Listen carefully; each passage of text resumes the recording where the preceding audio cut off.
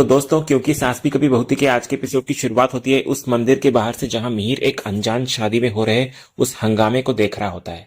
और तभी उसका फोन बजता है और वो बात करने के लिए वहां से चला जाता है, ये जाने बिना कि वो अपनी जिंदगी के सबसे बड़े सच के कितने करीब था। उधर मंडप में तुलसी उस दूल्हे से सवाल कर रही होती है जो अब दहेज की आड़ में रीति रिवाज का बहाना बना रहा होता है।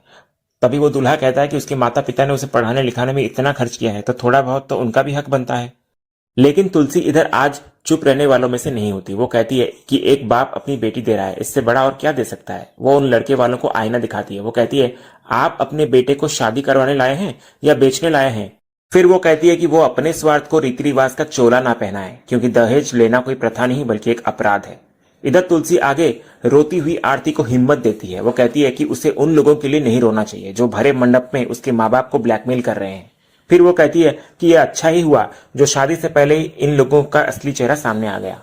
इधर जब दूल्हा तुलसी पर भड़काने का इल्जाम लगाता है तो तुलसी उसे उसकी हद में रहने की चेतावनी देती है। वो कहती है कि उसे शुक्र मनाना चाहिए कि उसने पुलिस को नहीं बुलाया, वरना वो और उसका पूरा खानदान इस वक्त जेल में होता। और फिर वो आरती से कहती है, तू तोड़ दे ये रिश्ता आरती, मत कर ऐसे आदमी से शादी। और फिर आरती वो करती है जिसकी किसी को उम्मीद नहीं थी। वो उठती है और अपनी सगाई की अंगूठी उतारकर उस दूल्हे के हाथ में रख देती है और कहती है, इसको बेच देना, तुम्हारे काम आएगा। और ये कहकर वो अपनी तुलसी माँ के पास जाकर खड़ी हो जाती है और देखते ही देखते वहां मौजूद हर एक लड़की, हर एक औरत उसके पीछे जाकर खड़ी हो जाती है। ये एक नारी शक्ति का वो प्रदर्शन होता है जो उन दहेज के लालचियों के मुंह पर एक करारा तमाचा होता है। इधर लड़के की माँ अपनी बेइज्जती से तिलमिला उठती है और कहती है कि देखते हैं कौन करता है इनकी बेटी से मुफ्त में शादी। और ये कहकर वो वहां से चले जाते हैं।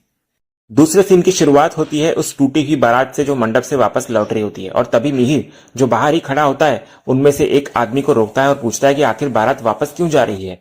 तो वो आदमी कहता है कि लड़के वाले दहेज मांग रहे थे और लड़की वालों ने मना कर दिया। ये सुनकर मिहिर हैरान रह जाता है कि आज भी लोग दहेज मांगते हैं। दूसरी तरफ आरती अपने माँ बाप को समझाने की कोशिश कर रही होती है। उसकी माँ रो रही होती है कि अब उनकी बेटी पर एक दाग लग गया है। और तभी मिहिर उनके पास आता है। वो कहता है कि वो उन्हें नहीं जानता, लेकिन उनकी बेटी ने जो किया बिल्कुल सही किया। वो उन्हें समझाता है कि शादी पैसों के लिए नहीं बल्कि एक ऐसे जीवन साथी के लिए की जाती है जो जिंदगी भर साथ निभाए। वो कहता है, जो लड़का आज दहेज के लिए आपकी बेटी को छोड़कर चला गया वो आगे चलकर क्या साथ निभाता। वो कहता है कि आज का ये दुख जिंदगी भर के दुख से कई बेहतर है। इधर मिहिर फिर आरती के इस हिम्मत भरे फैसले की तारीफ करता है और कहता है कि उसके इस एक कदम से न जाने कितनी और लड़कियों को हिम्मत मिलेगी। फिर वो उसके सिर पर हाथ रखकर उसको आशीर्वाद देता है और वहां से चला जाता है। उधर मंदिर में तुलसी अपनी लड़कियों को समझा रही होती है कि उन्हें आरती को अकेला महसूस नहीं होने देना है और इस बारे में कोई बात नहीं करनी। और तभी वैष्णवी को याद आता है कि वो अपनी डिजाइनर बुक जो उनके बिजनेस का भविष्य होता है मंदिर के अंदर ही भूल गई है। वो भागकर उसे लेने चली जाती है। इधर जब वैष्णवी बुक लेने के लिए अंदर जाती है, ठीक उसी पल मिहिर बाहर खड़ा पंडित जी के हाथों से मौली बंधवा रहा होता है। उसके बाद तुलसी के पास वाली लड़की उसको बोलती है कि काकी आपका लड्डू तो अंदर ही रह गया। फिर वो उसे लेने के लिए अंदर भागती है। इधर तुलसी आगे बढ़ने लगती है और वहीं दूसरी तरफ बाहर मिहिर मौली बंधवाकर वहां से जाने लगता है। तुलसी जब बाहर आती है तो मिहिर जा चुका होता है और इसी के साथ एक और आमना सामना एक बार फिर अधूरा रह जाता है।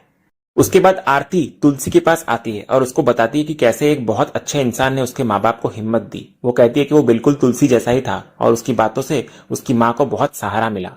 तुलसी पूछती है कि वो कहाँ पर है तो आरती बाहर की तरफ इशारा करती है, लेकिन तब तक मिहिर वहां से जा चुका होता है। इधर तुलसी मनी मन उस अजनबी का भला चाहती है, ये जाने बिना कि वो अजनबी कोई और नहीं बल्कि उसका अपना मिहिर ही था।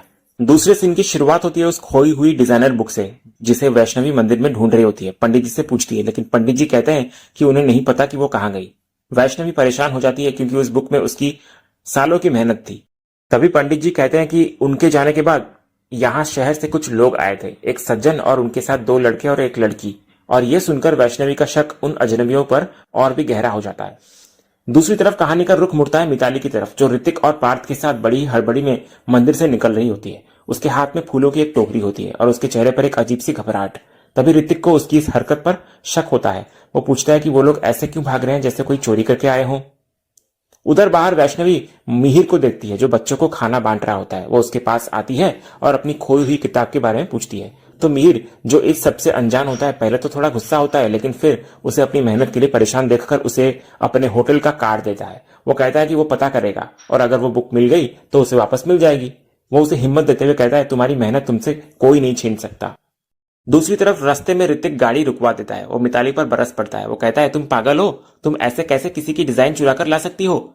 और फिर हम देखते हैं कि कैसे मिताली ने मंदिर में मत्था टेकने के बहाने बड़ी ही चालाकी से वो डिजाइनर बुक चुरा ली थी और उसे फूलों की टोकरी में छिपा दिया था। इधर मिताली अपनी इस चोरी को यह कहकर सही ठहराने की कोशिश करती है कि वो ये सब ऋतिक के खानदान के लिए ही कर रही है ताकि उन्हें इन्वेस्टमेंट मिल सके। लेकिन ऋतिक का गुस्सा सातवें आसमान पर होता है। वो कहता है, अगर यही लॉजिक है तो चलो बैंक लूटते हैं, ऐसी छोटी मोटी चोरी क्यों करनी है। और फिर इतना कहकर ऋतिक गुस्से में वो बुक लेकर गाड़ी से उतर जाता है। वो कहता है कि उसे अब मिताली के साथ नहीं रहना है। पार्थ उसे रोकने की कोशिश करता है लेकिन ऋतिक किसी की नहीं सुनता।